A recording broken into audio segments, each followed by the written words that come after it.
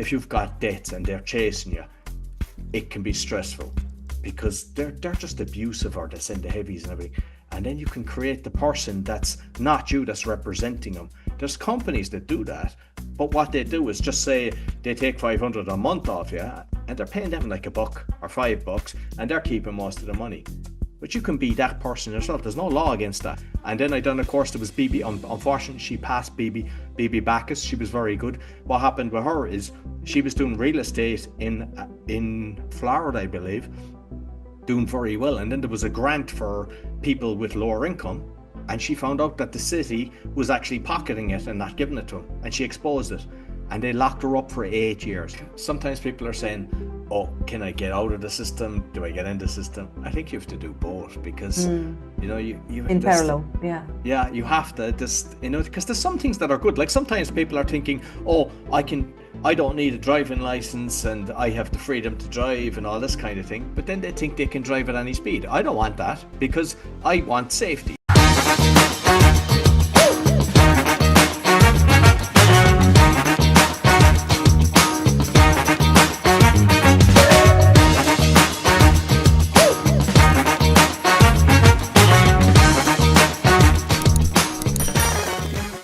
My guest today is a serial entrepreneur and a serial podcaster who's brought 6 podcasts to the top 0.5 podcasts worldwide. This is Tommy Coughlan, pronounced in other parts of the world outside of his hometown as Coughlan or something like that.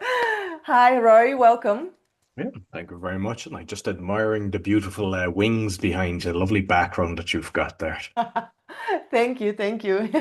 Yeah, no particular thinking, you know, I'm not an angel. The wings are not for that, nor a Victoria's Secret model, I must say. Roy, we're speaking about business and how to succeed. You've run more than 20 businesses. You founded more than 20 businesses. What are some of the high-level learnings from these foundings of businesses? There's been a lot of lessons kind of learned, I suppose.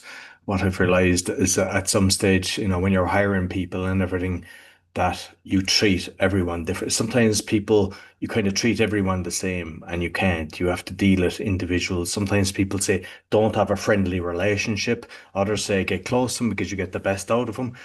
And I kind of just, I do it from my heart. I realize, okay, how I feel with that person, the person I get close with, others they keep their distance. But what I've learned is everybody's got their own kind of battles at home and what's going through them. So when you realize you're not getting a player out of them that week, that month, whatever, you can go away, go for lunch, and have the conversation. What's going on in your life? And sometimes you can help them by just being there for them and realize there's something going on in their life, because we all have turmoil. Something will happen, some curveball will happen.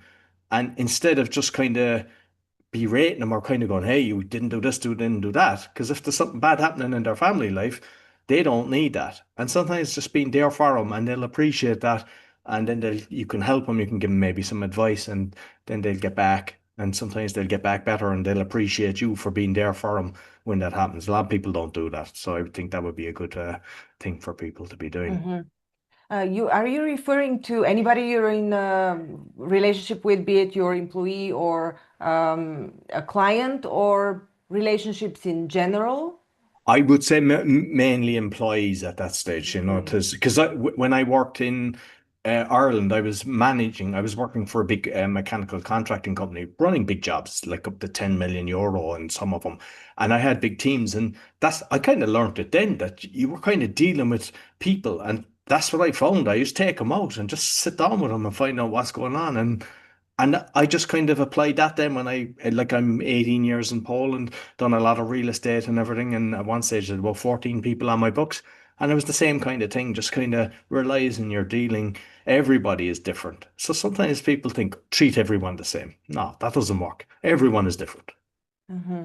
There's so many playbooks and rule books of how to relate to people and how to achieve your goals, but also help them achieve what they want. You know, you're looking at it from various perspectives. I have a ton of books on relating. uh, are you saying there is practically no real playbook? Because that's been my thinking for quite some time now, that there is no real playbook about anything really. It's everybody's individual experiences in a certain situation at a certain time with with a certain person. It cannot be replicated. It's very difficult for it to be replicated. Absolutely. And there's a few ways as well. Like, so even in the hiring process, because everybody brings their A game, they all try to be like the perfect person that you want. But what you can do is you can have kind of systems in place. Like, for example, you might have another employee interview them first and just get their input. Also, your receptionist, talk to them because sometimes they're horrible to them and you don't want them. You can also say, hey, let's go for lunch. And sometimes they think they're in the door, they let their guard down. And you'll see how they behave with waiters and waitresses. And like if they're not saying please and thanks and just kind of just cocky, you're kind of seeing the real person. And even if we go on the client side of things, if I go into an office and I see people are miserable, I don't want to be doing business with them because like I want to go into the place where there's a jolly atmosphere, people are respected and they feel good. And you know yourself, you go in there, you just your energy gets sucked in some places. And you just it's like I suppose tapping into your intuition as well, going into these places. So there's ways, whether you're hiring people or you're working with clients, just pay attention to the little things. Mhm. I mean, I understand your discernment when it comes to interaction with people where you're in control. You're the buyer, you're the employer, you're the one that holds the wallet, right? Holds the control. But if you're applying for a job, if you're looking for a client, you don't have the power of being discerning and saying, "Oh, I don't like you, I'm not going to do business." I mean, you could, but most people don't. What do you think about that? I suppose it depends on your financial situation. You know, if there's times that you need to feed yourself, you just kind of take it on the chin. But I mean, even like when I was doing real estate, I had a lot of different clients because I had clients all over it, Irish, English, American, and everything. And I fired clients at times because there's sometimes you're paying 80% of your attention goes to these people that just want all the information. They're just annoying you. And you might think, no. And the only time you realize it's the best thing to do is when you actually say, look, this isn't working out. And I think you should, and you can even give recommendations to somebody else they could go to. I've done that. I found a recommendation. Your man said, all right, I'll go with them. And they even came to me later and said, I didn't want that. But they realized it was a bad client. So it wasn't me thinking it was just a bad kind of personality clash. It was just an awkward person. And I think you have to respect yourself as well, that if you know someone is a time suck or just nasty, like even with clients, say with the podcasting and stuff like that, like there was someone not respecting my kind of VA team, and I just like I don't tolerate that. Like there's times, as I said earlier, if you're really trying to feed yourself, you kind of take it on the chin. But when you see someone disrespecting someone that you care for, you should because they're not going to say anything because they think they're overstepping. You need to protect them, and I've done that as well. It's like, hey, don't talk to them like that, and same thing. Like you just get move people on. Has this paid off for you? Protecting your employees? How is it paying off for you? No, I think it does because what happens is they see that and they know that you've got their back, and then you've got loyalty, and I think it works both ways. Then that you're like then they'll do something for you out of the ordinary, and it's like you just keep building. Mm, mm. So what do you do now? Are you still in real estate in Poland? No, no, I mean I've got a little bit, but it's like podcasting is my kind of main thing. I've six shows and I've got over 1,700 episodes that I've done, edited them Wow. all myself. And what I do then is I help people start a show or existing people improve or do a podcast tour. And I've created a school group as well. So I've in a brain fitness with another guy as well, Dutch guy. And that's kind of my focus at the moment. So is the brain fitness something related to neuroscience and mindset, or is it related to being good at podcasting? No, it's nothing to do with podcasting. Yeah, Ah. it's made. Yeah, it's kind of like, making sure relationships, curiosity, breaking the straitjackets, don't live other people's life, live your own life. And just, yeah, so that's what that is. So the guy that Uh-huh. I'm working with, he's 25 years. he's been studying that, and so he's really very good at that. So we've Uh, created a school one on that as well. which one is, can you tell us a bit about your podcasts, maybe, and also your favorite one, if you do have one? Yeah, yeah. So my first one was the speaking because I had a fear of speaking, and I basically joined Toastmasters, joined another club, became formed my own club, and became a distinguished Toastmaster within 3 years. And entered competitions, won a lot of competitions, got into the final of 5 countries. So during that journey, I was at an event and somebody was teaching out the podcast. I said, "Oh, that's a good way of doing this." That was the first one. Meditation. I mean, I mentioned doing the property. I lost everything when the crash happened, and I became personally liable for 5 million. So through that journey, meditation helped me, breathwork and things like that. And then I've a crypto. But you asked my favorite, it's the awakening. That's exposing fraud and corruption, but with solutions. And it's kind of I talk about health as well, but it's kind of like what's going on in the world and how we can change it. And Mm, the mm, Podfather is the recent one. That's the one that's helping podcasters. And I've learned Polish, which is, and that's got millions of views. It's kind of like with the education system. If you're learning a language, most of the time they're pushing grammar and they're just an hour and a half. And I was like, that's the time. So I don't, my energy's gone. So what I do is I do 5 to 10 minutes. Now they're gone a bit higher, we're kind of more advanced level, but it's talking about things that you'll have a conversation about. You're going to a dentist to be able to talk about the things you need in a dentist. If you're going to a mechanic, going to a restaurant, all these kind of things. uh-huh. And it's like the things that people need, which will help them talk. Because at the end of the day, you're not going to care if I get a grammar wrong if I'm having a conversation. Because a lot of the time people can write the stuff, but they then can't have a conversation. So I'm kind of the opposite, and it seems to work. Mm. With all of these activities and all of the businesses that you've been through, what is what do you want to achieve still? Where are you going? I'm what we're trying to do with the brain gym and all this to find it. So, for example, with the people I'm helping with the podcast, I get passionate when people are trying to make a positive change because if we look at the media, BBC, CNN, and all this, they're regurgitating lies. We know that. We see that. All the politicians, everything is like orchestrated. And when I see people that are creating something that's going to better someone, whether it's mental health or something like that, because there's a lot of that's going through the roof, people are suffering. So when people are able to do that, I have passion for that. And also with say like in the refugee camps, like we were my partner, he said he's talking to people in Uganda and they're in a refugee camp since they were 11 Oh, and there's 135,000 in Uganda alone. There's 1.9 million.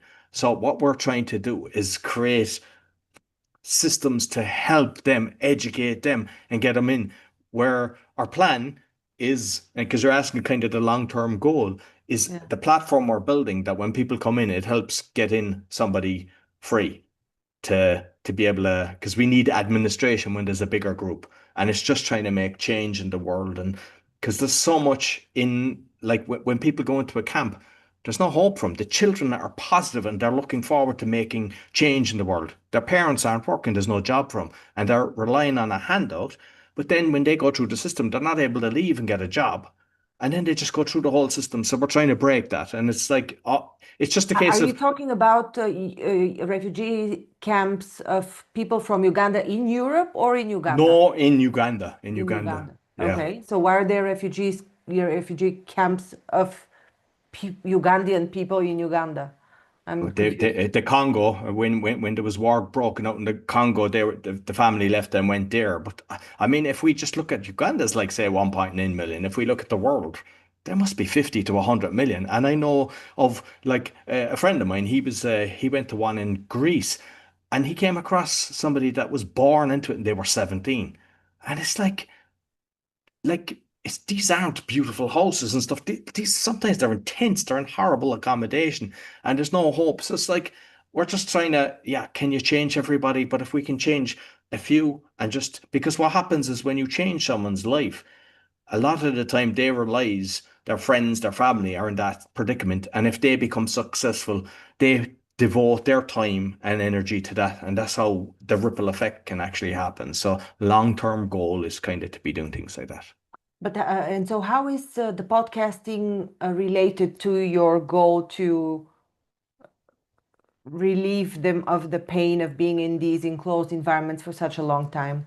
It's that's the brain gym. So he's basically got a program that he's actually taking people through. He's got and it's a case of getting them through the program and helping them for that. But the podcast is just kind of getting my message out, and I'm kind of promoting everything that I'm doing on all of my shows. So that's why the podcast kind of helps get people to understand what we're doing, and then people from the West get into this and to help people in other countries. Hmm. What are some of the businesses that you did before podcasting? Just out of curiosity, just to kind of build a picture of who you are. Yeah, Very I suppose. All interesting. right, so early entrepreneur. I was washing cars at 9 and delivering leaflets at 11. I was doing newspapers. I'd done that up to when I was in college. With the money from that, I bought a lawnmower. So I was going around cutting grass. Then I was doing buying and selling motorbikes, studied construction economics and management.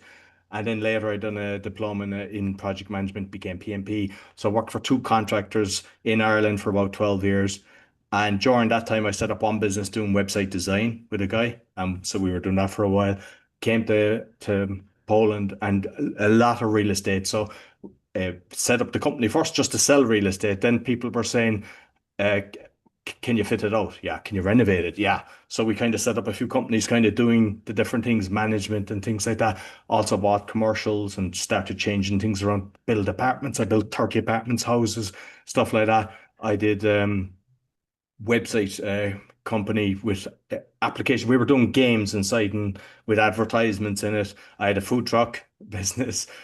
Now I have an Estonian company for e-residency. So yeah, it's just, and I did franchising at one stage. I was like a master franchisor selling franchises internationally and just kind of learned a lot from that. So I don't fear anything. I kind of think everything is a people skill because sometimes people they think that, oh, I've studied this, I'm an accountant or in Mm, this, that's what I am. But the reality is everything is a people business. And you can mhm. learn anything. You can learn it from podcasts, you can learn it from books. I mean, anytime I get into a new industry, I'll buy 5 to 10 books and I start learning it. Or I get in with a specialist and then just kind of I might do the marketing side of things. We bring different skill sets to the table. But it's like, and sometimes, yeah, you can sell something on. Sometimes it runs a score. Sometimes it fails. And that's okay as well. Just keep learning and do something. Like a lot of times people, if they're on a Sunday night and they're kind of going, oh, Monday is coming, that's the time to change because you should never be like that. For me, every day, I love what I'm doing. Monday, Sunday, it's all good. I enjoy what I'm doing. Try to make sure you're not a tree, you can move. So, yeah. Yeah, true. Most entrepreneurs are like that, actually. There's no Sunday weekend and stuff like that. Yeah. Yeah. So where do you think this world is going? I'm now asking for some curious cues from your podcast talking about awareness and uncovering the um, weird corruption and actually conspiratorial things in the world. Yeah. So where's the world going, and what's your view of what we should be doing? Well, I think sometimes you can put together and just connect the dots and you'll see what they're doing. So, for example, 4 years ago, we talked about climate lockdown and people laughed at us. Now that's happening in Nova Scotia in Canada. So, and they'll try to push that around unless people go laugh at it. Like say for monkeypox, people start creating monkeys and as a joke and it just stops straight away. And the thing is, when you realize somebody kind of, we call them waking up, they kind of realize I've been duped. The government no longer has my back. The whole medical system isn't really helping me. It's kind of making me sick, keeping me sick because it's all a money organization. When you see these things and you'll start attracting more people that kind of think that way and they'll share stories. So then you become more aware. And the thing is, a lot of times, if you're looking at the news and stuff like that, you just think it's doom and gloom and look at all the terrible things. But when you get into the right circles, you see the people that are actually creating beautiful things. So, like one of the guys that I get on, he talks about kind of sovereignty, natural law.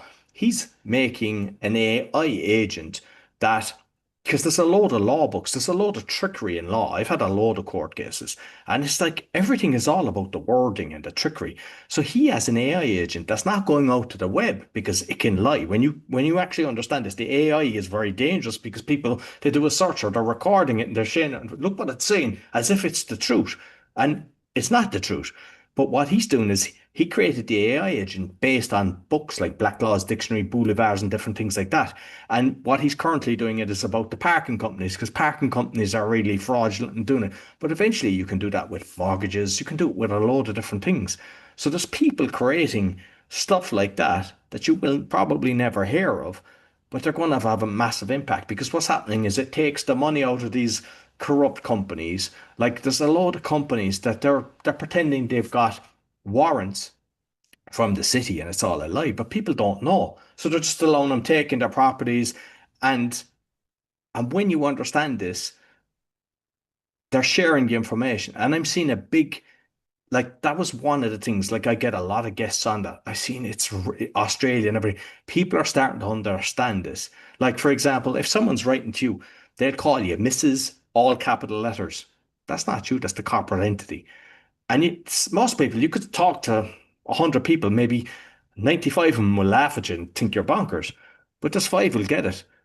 And when you start using these things, you realize the power that we've got.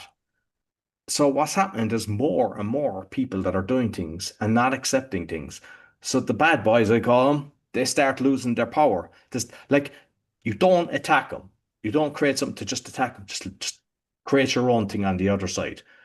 And I've always yeah, Sorry, I've always wondered whether this is only applicable to British law or English law, or if it's applicable to German or Germanic type laws, because they're completely different. And I understand the overall overarching umbrella is the same everywhere, but um, this AI agent has been trained on a particular type of law. And I just wonder if everybody could potentially use it because, English speakers in English speaking countries are just a fraction of the population.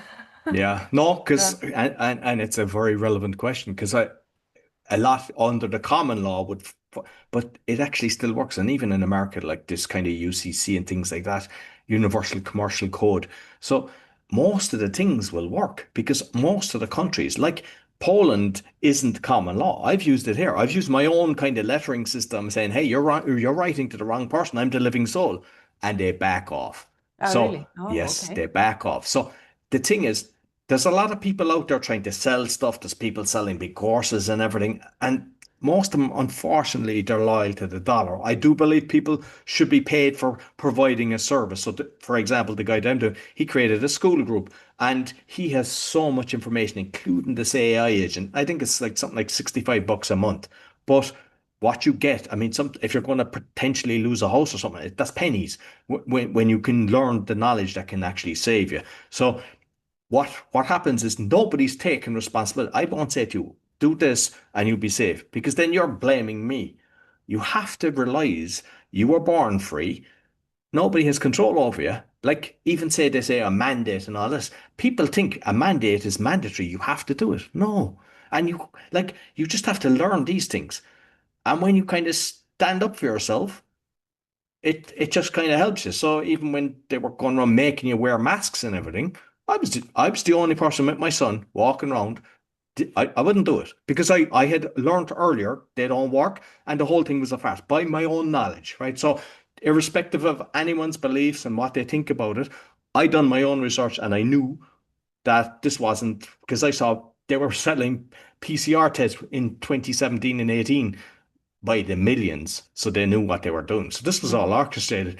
So I was walking in a shopping center with my son, coming out with the trolley. Police came towards me with the masks and they started screaming at me. And I just ignored them and I just turned. They were speaking in Polish. I said, are you talking to me? And they're just kind of shocked. And they said, put on your masks. And I went, "Ugh." And I just ignored them and walked on. And they done nothing. Because In many usually, cases, though, people were arrested, no matter if they claimed the actual human yeah, person's rights. So their person's rights were still trespassed. So. Yeah. I don't know if this really works in No, such and I've heard of situations. people on the beach and everything, but I think one is kind of understand it. Because sometimes, for example, people are going into court and they're saying, "What jurisdiction have you got on me?" And they get into more trouble because they annoy the judge. I don't go into court because they say you've a summons or whatever. You think you have to go. No, you don't. That's all trickery with the words as well. So, and the only way to learn that is just kind of start doing it and choose your battles because, like, for example, I don't know, do you have it in Austria or different places, but jaywalking in Poland they do, in America they do. If you What's cross that? jaywalking, like if you cross the street, but I get it if you're walking across the street and there's cars coming and they have to brake. But if there's, you're on a small road and there's no cars coming, but the police are waiting just to catch you, you kind of say, who's the injured party? For a crime to be committed, there must be an injured party. And it's just kind of understanding these things. Well, I mean the fines for traffic and other sorts of fines have been increasing. They've been tighter, and it usually happens whenever there's a crisis upcoming and the countries don't have money. So that's the Yeah. first place they get money from, charging people for trespassing mini laws. Yeah. Yeah, but what they do is, and you'll notice this every time, sign that. They can't do anything unless you sign it. It's always sign that. Why do they do that? Because the documentation is basically saying I agree to what they've just said. So just it's not something you're going to learn overnight, but I would encourage everybody Where can just people find out more about this? What's your podcast called about? the Awakening podcast. Mhm. And is And there a website where people can read about the AI agent? That's a school group, so I have it in my description in one of Mhm. the. It's Peter Wilson, so you just type in Peter Wilson on one of the episodes, and I have the links to his course on it. But I talk about some of the stuff I've done. I've got other specialists on as well. There's a few people doing this. So what I tend to do is I find the people that are kind of more caring than the people are trying. There's a lot of people doing this, but there's a lot of them. They're charging very high prices, and these guys are giving so much value away that you can do it without having to even join it. They have so many different places where you get information, letters to use. And for example, there's one of the things that he's doing, and I think it's brilliant. If you've got debts and they're chasing you, it can be stressful because they're just abusive or they send the heavies and everything. And then you can create the person that's not you that's representing them. There's companies that do that, but what they do is just say they take 500 a month off you and they're paying them like a buck or $5 and they're keeping most of the money. But you can be that person yourself. There's no law against that. So he's teaching you how to do that. He's giving you the exact letters to do that because everybody goes through some sort of turmoil in like business and everything. It's like everything is great till you get hit with a curveball and things can change overnight. And just learning what you can do instead of thinking that you have to follow the system. You have to think outside of the box, and Mhm. it's not something that you should totally spend every waking moment. Like I read 20 books on it, and most of them were useless. And then I done a course that was BB. Unfortunately, she passed BB Backus. She was very good. What happened with her is she was doing real estate in Florida, I believe, doing very well. And then there was a grant for people with lower income. And she found out that the city was actually pocketing it and not giving it to them. And she exposed it. And they locked her up for 8 years. Oh no. Yeah. Yeah. And she had kids and everything. So what she did, she spent that 8 years learning how they did it and what they done. So I done her courses with the letters and stuff like that. So Yeah. she's realized how you can actually beat them. And there's a few people like that. They learn. So sometimes people think, no, you can't beat them. You can. You can beat them. But you I have to interviewed. beat them at different levels, Yeah. just not let them get in. Don't get into the courtroom if you can. Just understand the power of your signature. It's so important. I interviewed a gentleman a few months ago talking about eliminating private credit card debt and the way to absolutely legally do it. And he said it's not even touching the Strawman concept. So it's using the actual current legal system. Um, I'll put the link below in the description as reference if anybody wants to watch it. But what he mentioned is that He's also very well acquainted with the Strawman. What do you call that? Like view. Yeah. Yeah, Yeah.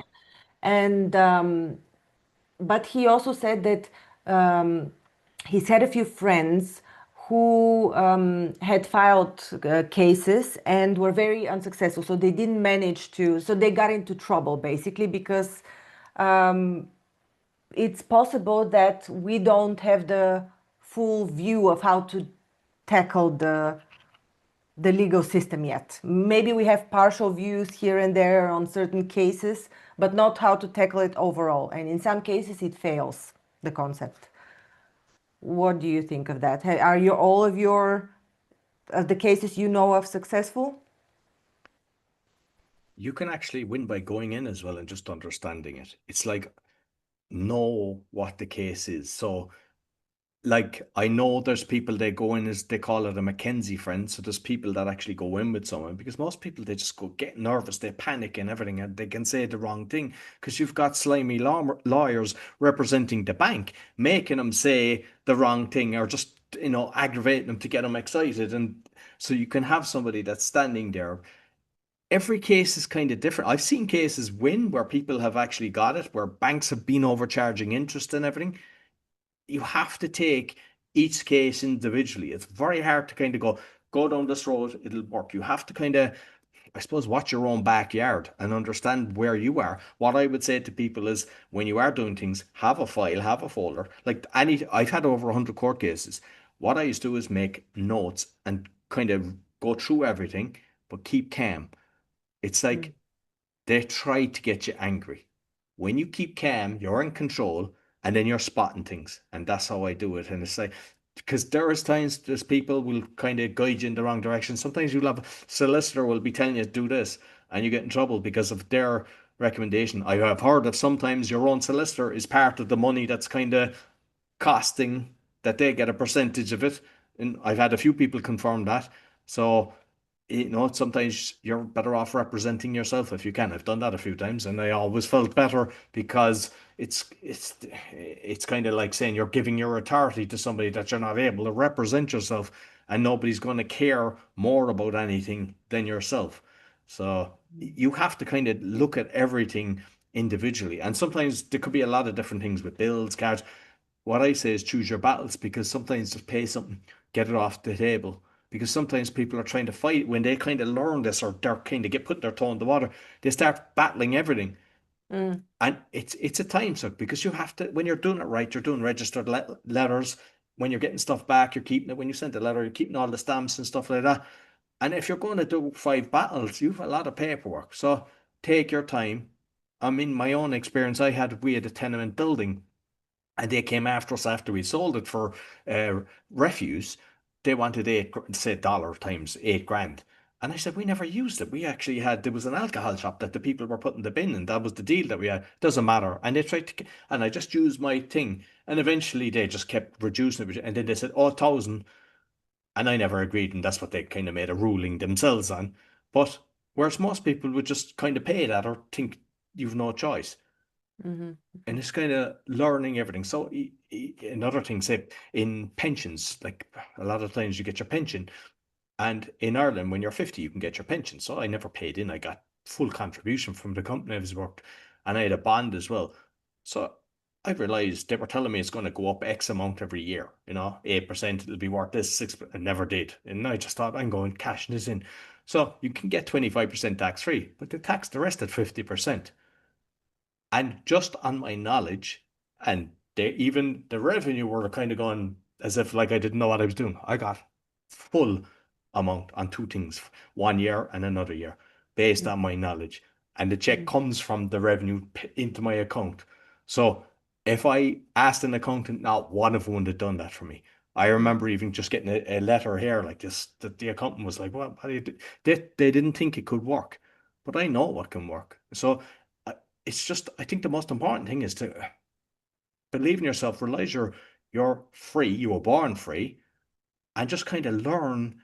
You don't take on too much, just slowly learn the Strawman. What's that about? Just look at an episode, make notes, buy a book, start reading it, going.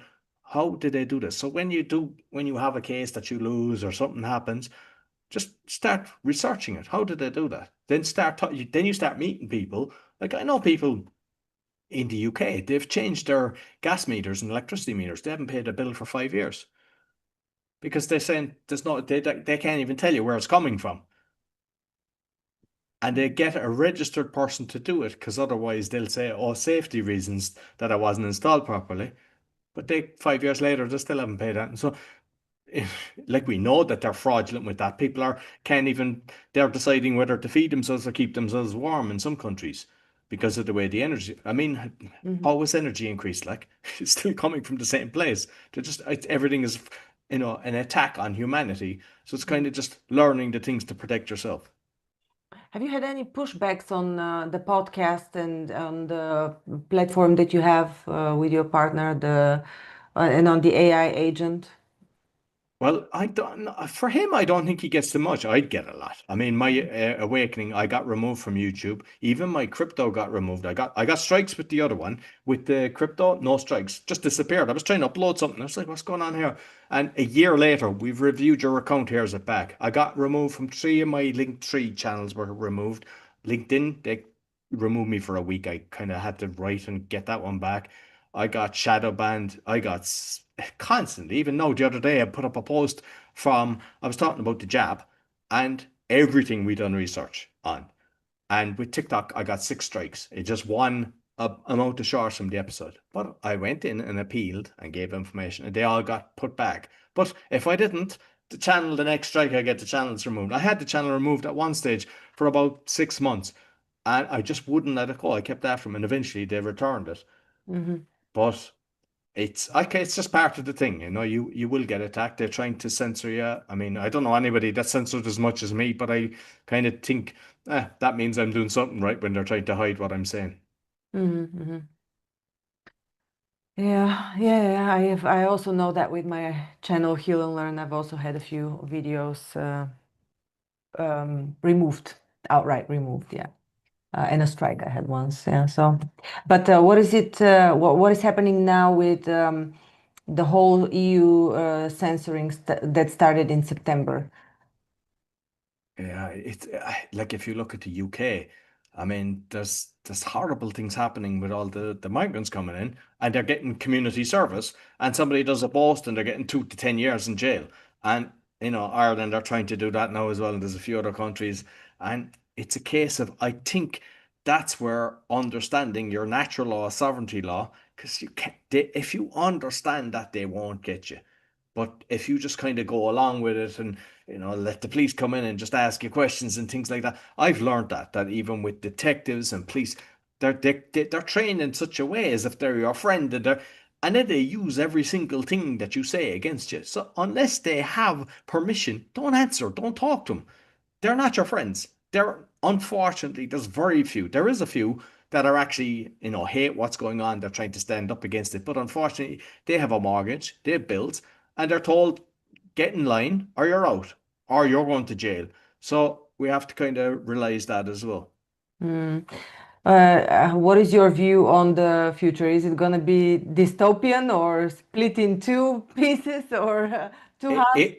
it, it's a hard one because we're covering a lot on the AI, and I don't hear many talking about, but I'm extremely worried about the jobs because now you've got trucks that are driving without a driver, and it's starting, but there's millions of truck drivers. Their job is gone. The taxi drivers, we've been conditioned to use Bolt and Uber instead of a taxi, which is way cheaper, and they're taking 30 to 50%. But it's students, so they're happy to have a few bucks in their pocket. But then you're seeing the cars, so eventually they'll all be. So all your taxi drivers and everything will be gone. The shops, now you're the self-checkout. I mean, I asked at one stage, when's the Christmas party? Because I'm kind of working here now and they didn't really understand me. But we're all working for this. So all these jobs are going. And if there's kind of a lot of these people don't have a different skill set. And couriers, everything, there's a very high percentage of jobs that are disappearing. And people are kind of going along thinking, oh, this is great, until your job is gone. So Well, isn't We're, this why they've been speaking about universal basic income already since 2020? I mean, in my knowledge, maybe even before yes. that. So that's not news. That's kind of even officially announced. So there's a solution for all of the drivers. Yeah, but you see, the Yeah. problem is with that. They'll say you have to get the job or you don't get your income. You've actually traveled too much. You're going against the climate change kind of thing, carbon credits. So you can't do that. If you just look at some of the countries how they're doing it, you can't open your bank. Your bank is emptied. So when you get something, nothing is free. They have control. They turn off the tap, and you be compliant. If you start protesting because you don't like what the government's doing, oh, your tap is turned off. So do you protest? No. It is very dangerous to have a universal income. So the only way is not to play the game, to be Exactly. out. Yeah, okay. Yeah. Mhm. The only way is not to play. I think there's a Riddler in the XRP community saying that the only way to win is not to play. Yeah. Yeah. Great, fantastic. So I will not go into more detail about this topic, but I'll send everyone to your podcast to listen to everything in detail, the Awareness podcast, The awakening, awakening. The Awakening podcast. Thank you so much, Roy. Anything Thank else that you would like to add? Just not to be living in fear. And Mhm. even if you're trying to, because there is some people that are kind of, trying to share information. If you're attacked, don't engage. So if you've got social media and people are against what you're doing, you're talking to the wall, don't engage. So if it's really nasty, report it, delete it, don't comment, and put your energy towards positive things that you're doing, because unfortunately some people get into a trail of a conversation. There's a high percentage of bots on social media. You could be chatting to a bot, so just don't even engage. Just do the right thing, and when you see something that's wrong, stand up for it. Don't think someone else will do it. So if the school is trying to push something, books or whatever, you go there and say, I'm not tolerating this. Try to get a few parents together, and that's how you stop it. Stop it at local level instead of thinking, oh, we can never change the government. Everything is steps, and you just stop it at the first step, and it doesn't ripple up. So at what point do you not play the game? Because this means still participation. There's like sometimes people are saying, oh, can I get out of the system? Do I get in the system? I think you have to do both because, Mm. you In this parallel, yeah. yeah, you have to just, because there's some things that are good. Like sometimes people are thinking, oh, I don't need a driving license and I have the freedom to drive and all this kind of thing. But then they think they can drive at any speed. I don't want that because I want safety. So we have to have both, but at a level that is not trying to empty our pockets, that they're there for proper reasons instead of a financial benefit to the Mhm. powers that be. Yeah. Thank you, Roy. Very insightful. I enjoyed it. And I'll Thank you very check your much. podcast out. And again, the what's the name of the platform? Awakeningpodcast.org is the podcast. Or they'll find me and my six shows Ah, roycoughlan.com. It's the place. yeah, yeah. And the place to find the AI agent is in the description to your episodes. Yeah. Yeah. Thank you so much. Thank you very much.